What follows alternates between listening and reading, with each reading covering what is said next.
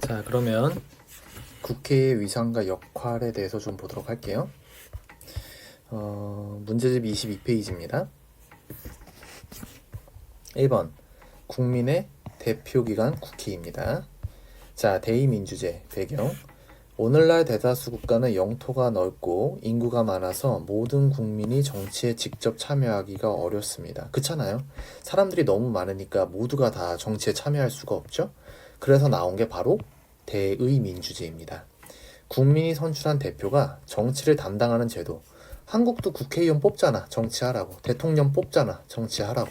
그게 대의민주제야. 안 그러면 우리가 직접 만사 제쳐놓고 가가지고 정치할 거야? 아니잖아. 그지? 그러니까 우리는 먹고 살기 바쁘니까 우리가 너희들에게 권한을 줄 테니 대신 정치 좀 해. 라고 해서 대표를 선출을 하죠. 그게 바로 대의민주제입니다. 간접민주정치, 의회정치라고도 합니다. 자, 그 다음에 2번 국회. 요게 중요하죠. 요번 단어는 핵심입니다. 국민이 선출한 사람들로 구성된 바로 국민의 대표기관이다. 국민을 대표하는 국민의 대표기관이 바로 국회입니다. 국민의 의사를 반영한 뭘 만드는 기관이다? 법률을 만드는 입법기관이에요. 입법기관. 법을 세우다, 만들다. 그래서 법률을 만드는 입법기관 하면 어디다? 국회다. 자, 헌법에 명시된 국회의 위상을 볼까요? 자, 입법권은 국회에 속한다. 즉, 법을 만들 수 있는 권한은 어디에 속한다? 국회에 속한다라고 헌법에 딱 나와 있어요. 국회는 국민의 보통, 평등, 직접 비밀선거에 의하여 선출된 국회의원으로 구성을 합니다. 그래서 선출된, 뽑힌, 그러니까 국민들이 뽑은 국회의원으로 구성이 된 게 바로 뭐다? 국회다.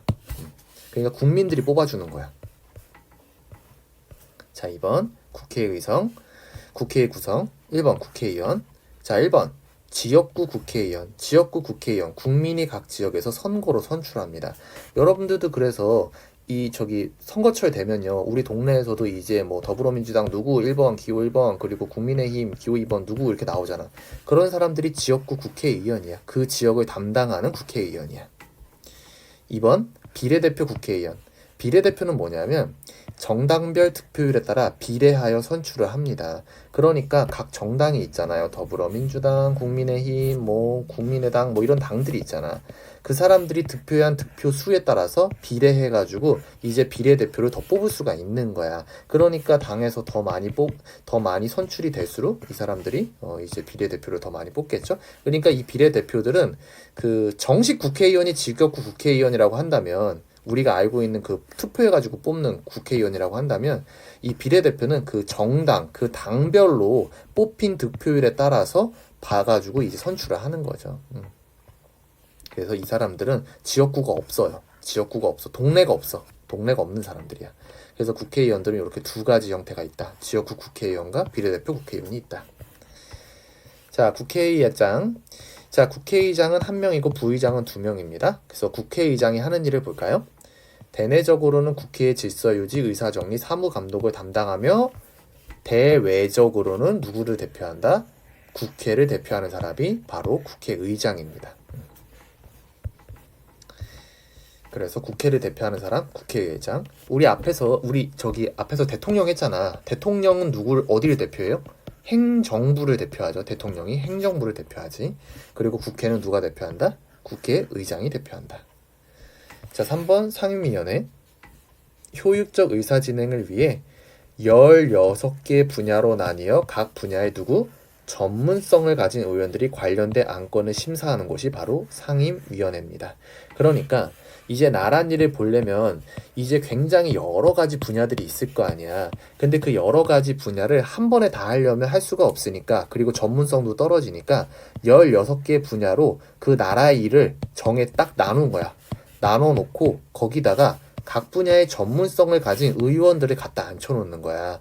그러니까 국회의원인데 예전에 대학 교수를 했다라든가, 아니면은 그것과 관련된 전공을 박사과정까지 밟은 국회의원들이라든가, 이런 사람들이 있으면 이제 16개 분야 중 어딘가 자기가 맞는 분야에 그 사람을 이제 임명을 하는 거야.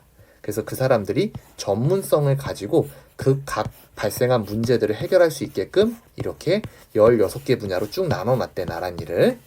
그게 바로 상임위원회입니다. 그러니까 전문가들이 모여있는, 그 전문적인 지식을 갖고 있는 국회의원들이 모여있는 곳이라고 보시면 돼요. 그 다음에 교섭단체. 국회에 20인 이상의 소속의원을 가진 정당이 하나의 교섭단체가 되고, 국회 운영 일정을 비롯하여 중요한 사안에 대해 소속 의원들의 의사를 사전에 통합 조정을 합니다. 그러니까 무슨 얘기냐면, 국회의원들이 한 몇백 명 되잖아요. 한 200명 뭐 이렇게 되는데, 200명, 300명 뭐 이렇게 되는데, 이제 그 한 명 한 명의 의견을 다 조합하기에는 그게 되겠어, 안 되겠어? 너무 시간도 오래 걸리고 이게 모아지지도 않죠.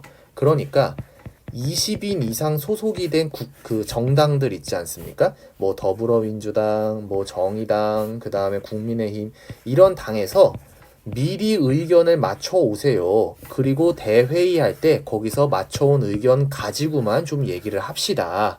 라고 해가지고 인정을 해주는 게 바로 교섭단체야. 그러니까 비슷한 의견을, 그러니까 같은 정당에 있으면 의견이 거의 대부분 비슷할 거 아니에요? 더불어민주당에 있는 사람들은 더불어민주당에서 주장하는 바대로 갈 테고, 국민의힘에 있는 사람들은 국민의힘에서 주장하는 대로 갈 테고, 그러니까 각 정당에 속한 사람들은 의견 미리 맞춰와. 니네 대회의, 여기 지금 대회의를 하면 다 모여서 하잖아요. 국회의원들이 몇백 명이. 그때 맞추기 힘드니까 미리 좀 맞춰와, 의견 좀. 그게 교섭단체야. 그래서 20인 이상 모이면은 교섭단체로 인정을 해줘서 미리 의견 좀 맞춰오세요. 그리고 대회의에서 결정합시다. 교섭단체. 자, 3번 국회의 기능을 봅시다.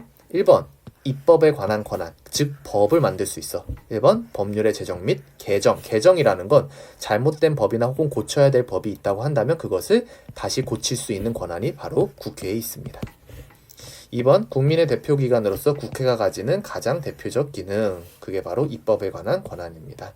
즉 국민의 대표기관이기 때문에 국민이 잘 먹고 잘 살고 국민이 편하게 지낼 수 있는 그러한 법률을 제정을 해야 돼. 자, 2번 재정에 관한 권한. 재정은 이제 돈이야, 돈. 행정부가, 즉 행정부가 나라 살림을 담당하는 곳이죠. 행정부가 제출한 예산안을 심의하고 확정을 합니다. 그러니까 행정부가 올해 나라 돈이 이만큼 필요합니다. 이거 보시고 좀 결제 좀 해주세요. 이거 좀 해주세요. 라고 얘기를 하는 거죠. 그러면 국회에서 그걸 쫙 살펴보고서 이 정도면 괜찮을 것 같아. 라고 해서 심의 확정을 내리는 게 바로 재정에 관한 권한이 있습니다. 안 그러면은 행정부가 돈 관리하는 곳인데 얘네가 자기네 마음대로 막 다 써버릴 거 아니야. 그지? 막 쓰지 않아도 되는 곳에. 그러니까 입법부가 그거에 대한 심의 확정, 예산을 땅땅땅, 그래 올해 나라 돈은 뭐 50조 우리나라에서 쓰자 라고 이제 결정을 하는 거야. 그게 바로 재정에 관한 권한입니다. 그 다음에 정부가 1년 동안 예산을 제대로 집행하였는지 심사도 해요. 그러면 이 사람들이 이제 심의 확정을 해줬잖아. 돈 얼만큼 쓰세요? 이거 쓰셔도 됩니다. 그러면 돈 잘 쓰고 있는지 검사해야 될 거 아니야. 안 그러면 다 삥땅 치고 부정부패 있을 거잖아. 그러니까 제대로 쓰고 있는지 심사도 해. 자, 그 다음에 3번 일반 국정에 관한 권한. 1번 국정감사권. 매년 국정 전반에 대하여 점검을 합니다. 국정이라는 건 뭐냐면 국가를 이제 다루는 거. 국가 정치를 제대로 했는가에 대해서 점검을 한단 말이야. 그래서 각 부서에 장관들을 불러가지고 장관들을 이제 국정감사를 하는 거예요. 하면은 당신 이거 똑바로 했어 안 했어? 니네 부서는 왜 이렇게 된 거야? 이거 이렇게 돈 타가가지고 돈 이거 왜 이렇게밖에 못 썼어? 막 이제 그거를 감사를 하는 거야. 점검을 하는 거야. 1년 동안 제대로 일했는지. 그거를 바로 국정감사권이라고 해요. 그게 국회한테 있어요. 국회가 그러니까 힘이 세죠. 자, 2번 국정조사권. 특별한 사안에 대한 조사는 시행을 할 수 있어. 그래서 대표적인 게 그런 거 있었잖아. 뭐 세월호 특별조사위 뭐 이런 거 있었잖아. 그런 거. 그 조사권 같은 거를 이제 국회가 가지고 있단 말이야. 특별한 사안에 대해서는 조사를 시행을 할 수가 있어, 국회가. 3번 대통령의 국무총리, 대법원장, 헌법재판소장 등 임명에 대한 뭘 행사할 수 있다? 동의권을 행사할 수 있어.